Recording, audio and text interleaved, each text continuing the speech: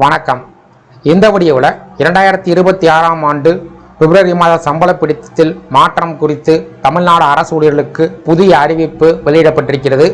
இது சார்ந்து முழு விவரத்தையும் பார்க்கலாம். தமிழ்நாடு அரசு ஊழியர்களை பொறுத்தளவில் அவங்களுடைய அரசு பணி சார்ந்த நடவடிக்கைகள் அனைத்தும் கருவூலம் மூலமாக, அதாவது IFHRMS என்ற சாஃப்ட்வேர் மூலமாக அனைத்தும் செயல்படுத்தப்பட்டு வருகிறது.